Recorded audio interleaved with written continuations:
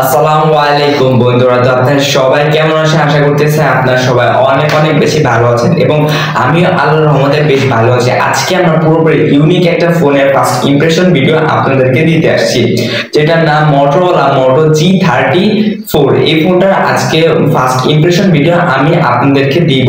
এই ফোনে যা যা আছে আপনাদেরকে সব আজকে আমরা বলবো। প্রথমে এই ফোনের ডিজাইন এন্ড বিল্ড ম্যাটেরিয়ালস নিয়ে কথা বলবো। ফোনেরটা আপনারা স্ক্রিনে দেখতেই পাচ্ছেন, ডিসপ্লে ফোনটা দেখতে কেমন আসলে। তো এটা যার ব্যক্তিগত বিষয়, আর এটা বিল্ড ম্যাটেরিয়াল সম্পূর্ণ প্লাস্টিক বডির একটা ফোন এবং এখানে পাঞ্চ হোল ডিসপ্লের কারণে এই ফোনটা দেখতে কিন্তু বেশ ইউনিক একটা ভাইব অবশ্যই আপনাদের দিবে।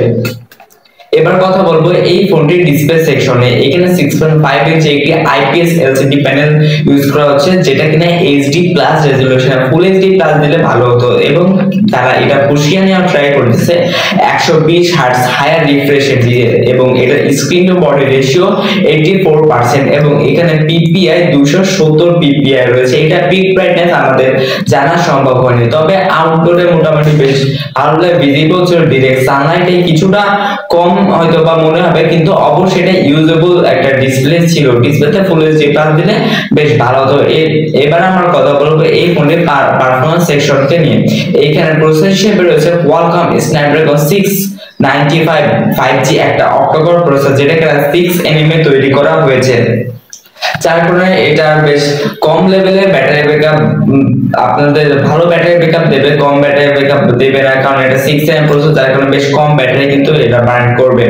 তো এখানে র‍্যাম রম ভেরিয়েন্টে পাবেন 4GB র‍্যাম এবং 8GB র‍্যাম, আর এটা রোম ভেরিয়েন্টে 4GB সাথে পাবেন 128GB আর 8GB সাথে 128GB এবং 256GB দুটোটা কিন্তু পাবেন। কিন্তু বাংলাদেশে হয়তো বা 8GB র‍্যাম ভেরিয়েন্টটাই বেশি অ্যাভেলেবল রয়েছে, ওটা হয়তো বা বেশি। এবং এখানে অ্যান্ড্রয়েড সিস্টেমে রয়েছে অ্যান্ড্রয়েড 14 এবং তারা বলতে তারা একটা অ্যান্ড্রয়েড আপডেট দিবে, আপনারা অ্যান্ড্রয়েড 15ও এটা ইউজ করতে পারবেন এবং সিকিউরিটি প্যাচের আপডেট দেবে 3 বছরের, যার কারণে আগামী 3 বছর ভালো লেভেলের সিকিউরিটি আপডেট আপনারা অবশ্যই পেয়ে যাবেন। এখানে যে প্রসেসর রয়েছে সেই প্রসেসরটা বেশ ভালো এবং এখানে জিপিইউ হিসেবে যেটা রয়েছে Adreno 619 এই জিপিইউটা এখানে ব্যবহার করা হয়েছে এবং এটা গেমিং এ বেশ ভালো লেভেলের এটা আপনাদের সাপোর্ট দিবে। মোটামুটি 17-18 হাজার টাকা 695 5G একটা অক্টোকোর প্রসেসর পাচ্ছেন, যার কারণে বেশ ভালো লেভেলের গেমিং এটাতে আপনারা করতে পারবেন।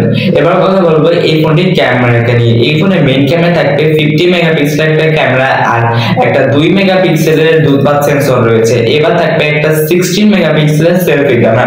তো 50 মেগাপিক্সেলের ক্যামেরা কিছু আপনারা স্যাম্পল দিয়ে দিচ্ছেন, বেশ ভালো লেভেলের ছবি এই ফোনে ক্যাপচার করতে পারতেছে। আর এই ফোনতে দিয়ে কিন্তু আপনারা ভিডিও রেকর্ড করতে পারবেন সর্বোচ্চ 1080p 30fps। তবে আরেকটু বেশি কিছু দিলে অবশ্যই ভালো হতো, 2K সাপোর্ট থাকবে বা 4K যদি দিত তাও ভালো হতো। তবে এই 695 প্রসেসরটা কিন্তু 4K 2K এগুলো সাপোর্ট করে না, তো আর কি করা যাবে, যেমন 1080p 30fps দিয়ে আপনি চালাতে হবে। তো আপনার সাথে ভিডিও স্যাম্পলটাও দিয়ে দিলাম। এখানে ইএস রয়েছে, মোটামুটি স্টেবল থাকে। আর এটাতে ম্যাক্রো ফটোগ্রাফিও কিন্তু করা যায়, কয়েকটা স্যাম্পল দিয়ে দিলাম। ঠিকঠাক মতো লাইট দিতে পারলে অবশ্যই এটা থেকে বেশ ভালো লেভেলের আউটপুট আপনারা পাবেন। তো এবার চলে আসি এবং এর ব্যাটারি এবং চার্জারকে নিয়ে। এই ফোনটিতে যে চার্জার ইউজ করছে সেটা কিন্তু 20 ওয়াটের একটা চার্জার, তবে আরেকটু বড় চার্জার দিলে অবশ্যই অনেকের কাছে ভালো হতো।